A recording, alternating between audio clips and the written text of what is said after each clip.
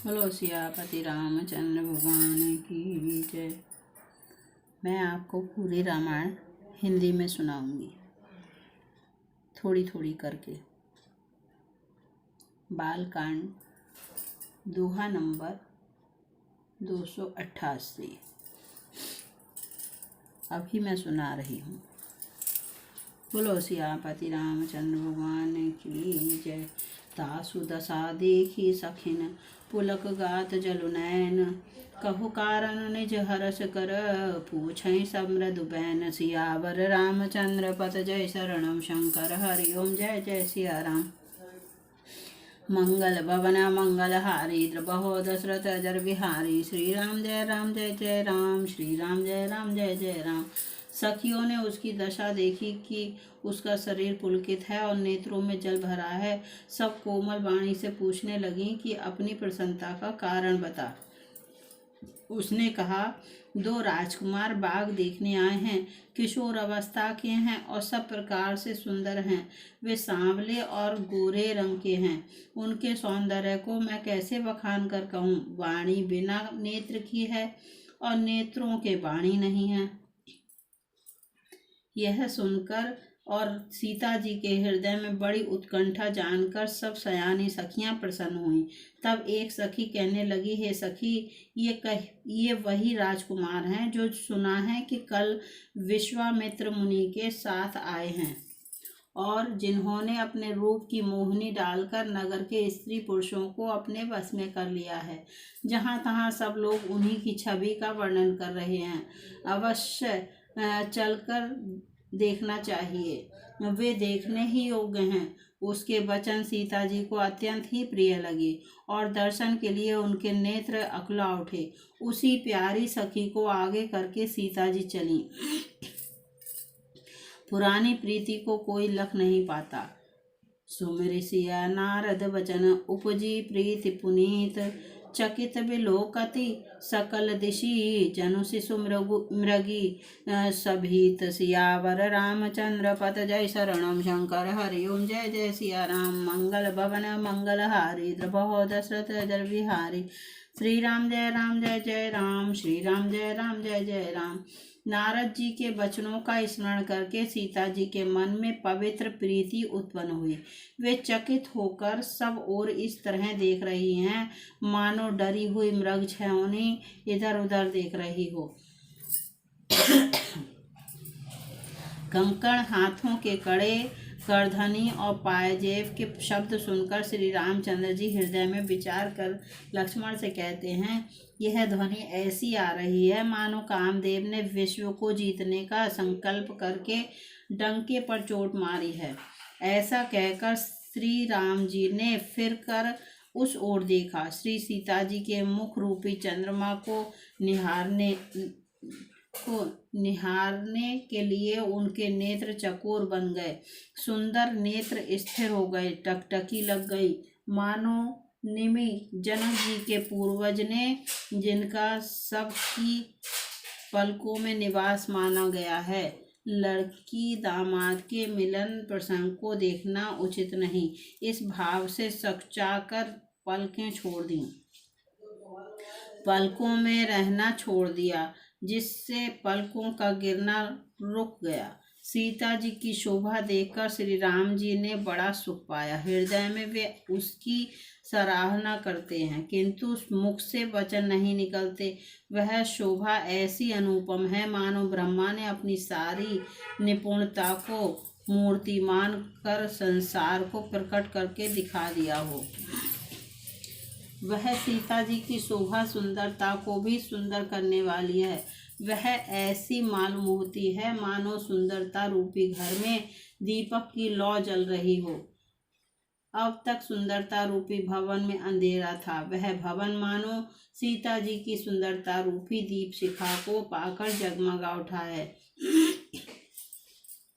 पहले से भी अधिक सुंदर हो गया है। सारी उपमाओं को तो कवियों ने झूठा कर रखा है। मैं जनक नंदनी श्री सीता जी की किससे उपमा दूं। सिय शोभा हिय बरनि प्रभु आपनी दशा विचारी। बोले सुचिमन अनुज सन बचन समय अनुहारी। सियावर रामचंद्र पत जय शरणम शंकर हरि ओम। जय जय सिया राम। मंगल भवन मंगल हारी। द्रबहो दशरथ अजर बिहारी। श्री राम जय जय राम। श्री राम जय जय राम। इस प्रकार हृदय में सीता जी की शोभा का वर्णन करके और अपनी दशा को विचार कर प्रभु श्री रामचंद्र जी पवित्र मन से अपने छोटे भाई लक्ष्मण से समयानुकूल वचन बोले। हे तात, यह वही जानकी जी की कन्या है, जनक जी की कन्या है, जिसके लिए धनुष यज्ञ हो रहा है। सखियां इसे गौरी पूजन के लिए ले आई हैं। यह फुलवाड़ी में प्रकाश करती हुई फिर रही है, जिसकी अलौकिक सुंदरता देखकर स्वभाव से ही पवित्र मेरा मन शुद्ध हो गया है। वह सब कारण अथवा उसका सब कारण तो विधाता जाने, किंतु हे भाई सुनो, मेरे मंगलदायक दाहिने अंग फड़क रहे हैं। रघुवंशियों का यह सहज जन्मगत स्वभाव है कि उनका मन कभी कुमार्ग पर पैर नहीं रखता। मुझे तो अपने मन का अत्यंत ही विश्वास है कि जिसने जागृत की कौन कहे, स्वप्न में भी पराई स्त्री पर दृष्टि नहीं डाली है। रण में शत्रु जिनकी पीठ नहीं देख पाते, अर्थात जो लड़ाई के मैदान से भागते नहीं, पराई स्त्रियां जिनके मन और दृष्टि को नहीं खींच पाती, और भिखारी जिनके यहाँ से ना ही नहीं पाते, खाली हाथ नहीं लौटते, ऐसे श्रेष्ठ पुरुष संसार में थोड़े हैं। करत बत कहीं अनुज सन मनसिय रूप लोभान। मुख सरोज मकरंद छवि करहि मधुप पान पक। सियावर रामचंद्र पत जय शरणम शंकर हरि ओम। जय जय सिया राम। मंगल भवन मंगल हारी। द्रबहो दशरथ जय बिहारी। श्री राम जय जय राम। श्री राम जय जय राम। यूं श्री राम जी छोटे भाई से बातें कर रहे हैं, पर मन सीता जी के रूप में लुभाया हुआ उनके मुख रूपी कमल के छवि रूप मकरंद रस को भौरे की तरह पी रहा है। सीता जी चकित होकर चारों ओर देख रही हैं। मन इस बात की चिंता कर रहा है कि राजकुमार कहाँ चले गए। बाल मृग नयनी, मृग के छौने की सी आँख वाली सीता जी जहाँ दृष्टि डालती हैं, वहाँ मानो श्वेत कमलों की कतार बरस जाती है। तब सखियों ने लता की ओट में सुंदर श्याम और गौर कुमारों को दिखलाया। उनके रूप को देखकर नेत्र ललचा उठे। वे ऐसे प्रसन्न हुए मानो उन्होंने अपना खजाना पहचान लिया। श्री रघुनाथ जी की छवि देखकर नेत्र थकित निश्चल हो गए। पलकों ने भी गिरना छोड़ दिया। अधिक स्नेह के कारण शरीर विह्वल बेकाबू हो गया, मानो शरद ऋतु के चंद्रमा को चकोरी बेसुध हुई देख रही हो।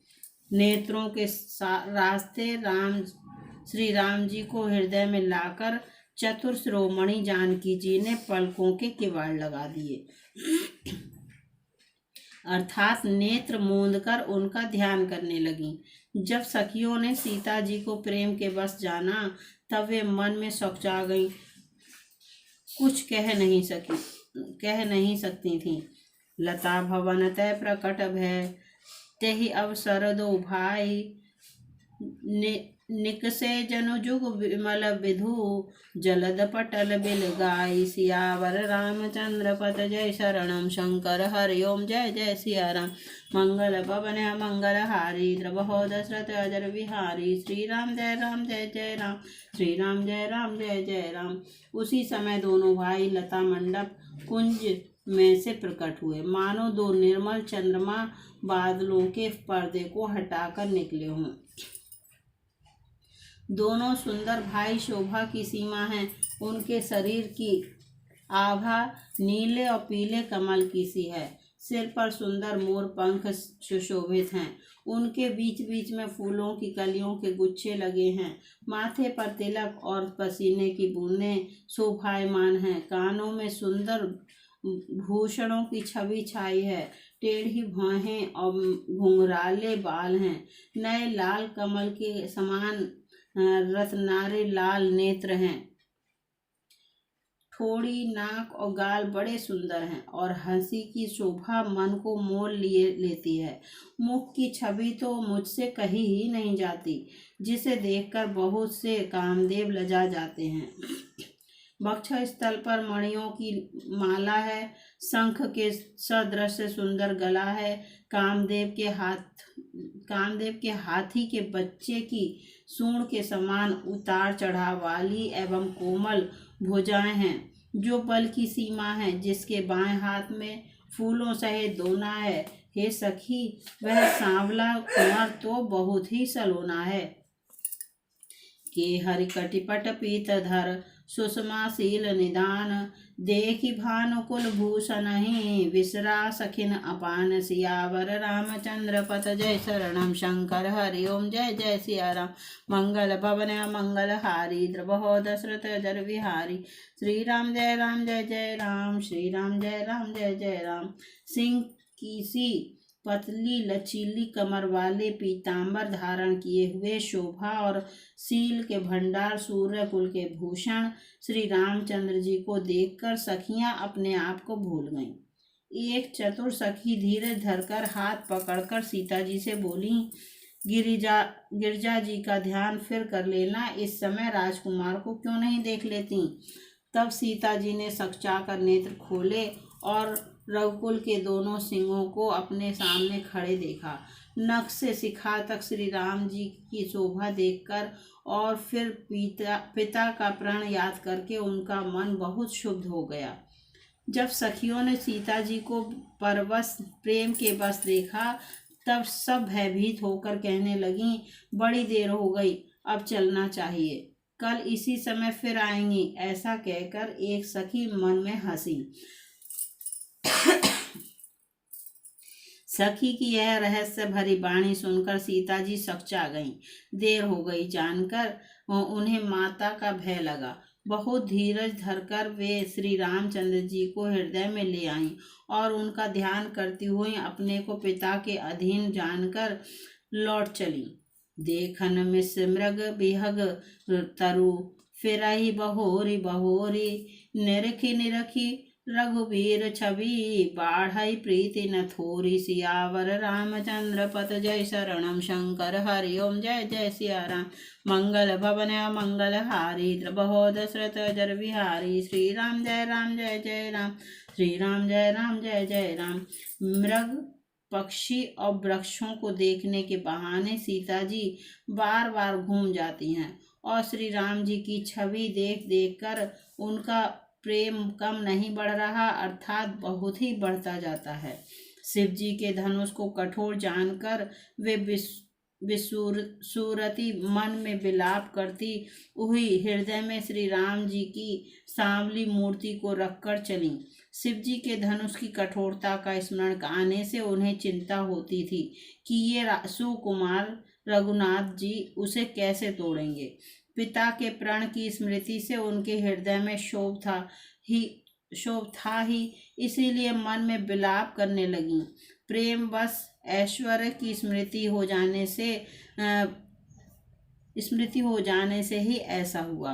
फिर भगवान के बल का स्मरण आते ही वे हर्षित हो गईं और सांवली छवि को हृदय में धारण करके चलीं।